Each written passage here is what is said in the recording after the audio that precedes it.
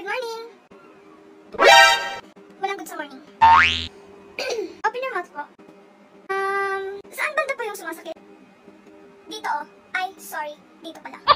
Masyadong malaki na yung damage, so kailangan natin bunutin na lang. Oo, sana ganyan din kadali maalis yung damage, diba? Kasi yung akin, nandito pa rin. Anyways, lalagyan natin ng anesthesia para hindi sumakit pag binunot.